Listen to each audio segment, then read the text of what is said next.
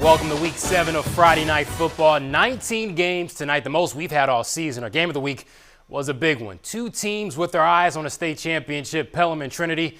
Let's head out to Pelham. The Pythons have won the last 4 state championships in Division II. Trinity won the D3 title last year and have moved up to D2 this season. First drive by the Pioneers, Anthony Tommaso finds the edge, gets a great block from Hunter Henderson, and he leaps into the end zone. 22-yard run. Trinity goes up 7-0. Second quarter, it's Tommaso again gets another 6 on the 23-yard run. He rushed for 147 and 4 total touchdowns. Trinity making a statement early, up 14-0.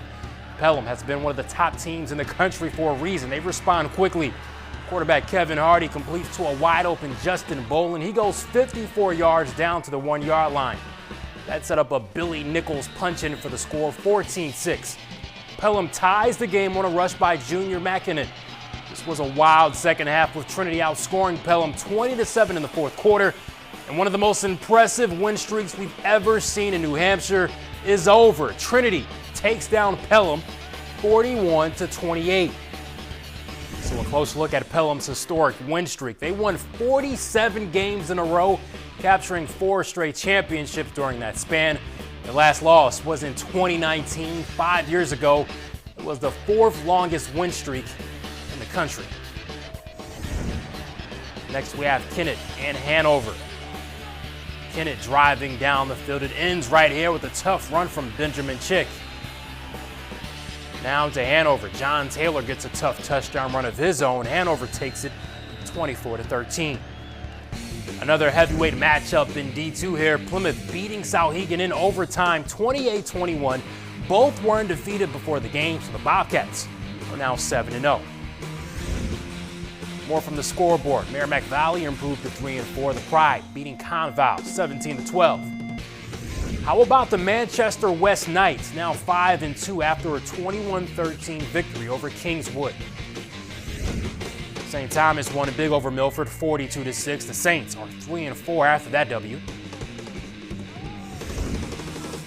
Next up, Pembroke and Hollis Brookline. The Cavaliers on offense here. The pass is thrown on the other end though. It's a Pembroke defender, sophomore Porter Brown grabs that one out of the air. Brown adds some yards after that INT as well. Pembroke already up big. Spartans add to the lead with this run from another sophomore, Adam El Makadam. Pembroke gets win number 2, winning 48-0.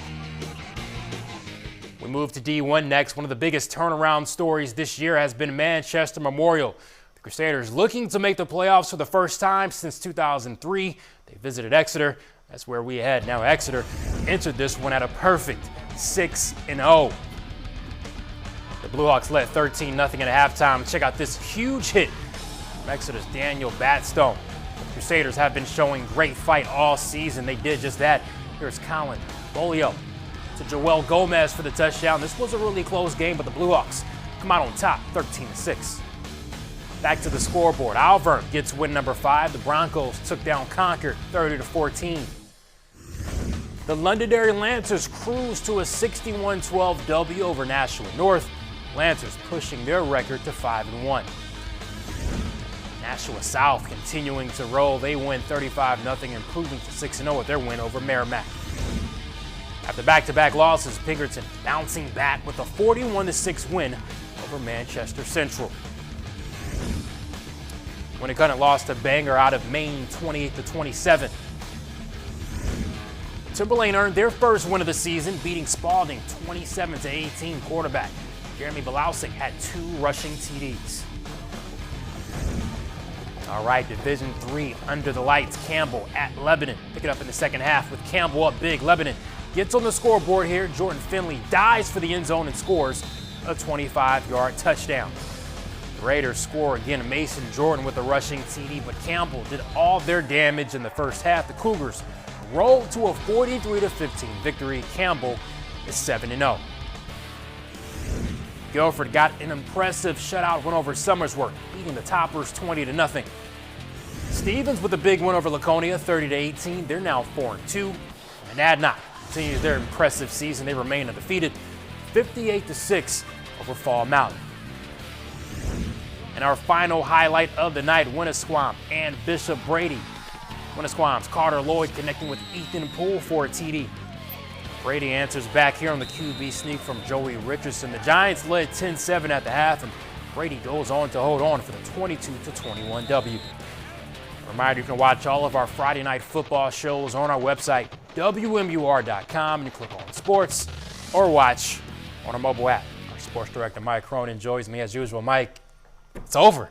Yeah, look, I think a lot of credit needs to go around to everyone involved in that game tonight. Yeah. We're talking about Trinity and Pelham. Obviously, that win streak for Pelham coming to an end. But credit needs to go to Trinity for winning that game. I mean, they came out ready to play. They were fired up. They took a 14-0 lead early in that game. And in the second half, they had a great response when Pelham made their push. Very impressive win for Trinity. But by the same token, I mean, Pelham, I hope they're not – hanging their heads low tonight, because what they have accomplished and what they continue to accomplish this season is incredible. 47 straight wins, 2019 the last time. I mean, some of those players, that's the first time they've tasted a loss. It was, yeah. I interviewed a couple of the linemen, senior linemen. They'd never lost a game before. So, they've won 4 straight state championships. They're still going to try and make it 5 straight this season.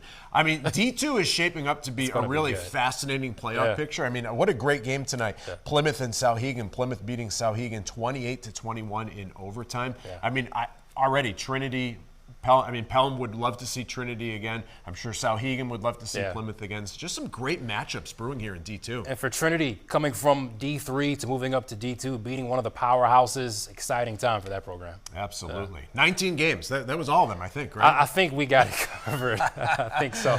All right, time to look ahead to next Friday night. Our FNF game of the week will be Keene at Alvirne. Important game for both of these teams as they try to secure playoff spots.